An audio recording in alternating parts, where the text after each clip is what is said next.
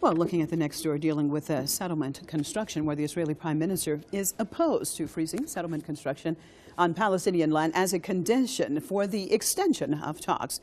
Benjamin Netanyahu says a suspension of settlement activities would serve nothing. Well, the United States, which is mediating the talks between Tel Aviv and Palestinian negotiators, has called on both sides to agree upon a framework for extending negotiations beyond an April deadline. But the Palestinian Authority has one condition. The authority's acting chief, Mahmoud Abbas, says prolonging negotiations is possible only if settlement construction stops. Now, the international community considers these settlements illegal and an obstacle to peace with Palestinians.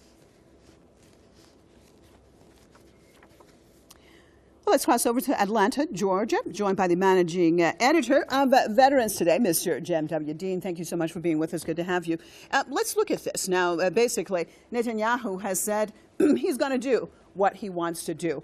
How likely is it that the United States would actually, this time around, try to put some pressure on Tel Aviv to actually get them to at least stop expanding the illegal settlements? Do you see Washington playing any kind of a role in that? Well, they actually do have a lot of pressure on them now.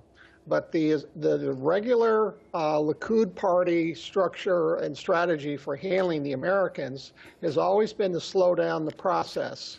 And they use this subversion they have on our Congress to try to drag the process out as long as possible.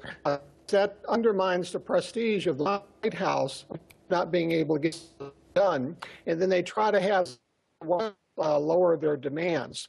So you have that aspect of it. Then number two, they are always trying to get the Palestinians to leave the negotiations because they're continuing the settlements. So then they can turn around and say, see, we have no party for peace. How can we have peace? The other side doesn't want it. Of course, nobody believes that, but they've never been punished for that. And then part three, which is kind of a wild card, they're also stalling because the destabilization efforts that are going on, particularly in Syria, they want to buy time and see how that works out, because that could increase their, if Syria is less of a potential threat to them, that could make them feel a little more comfortable.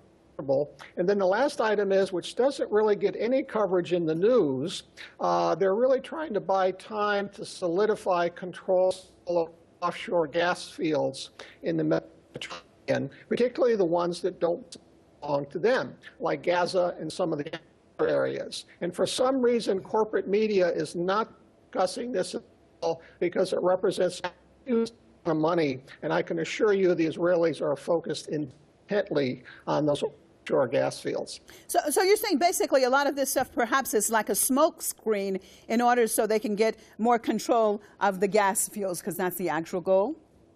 That is the holy grail prize when all of this is done.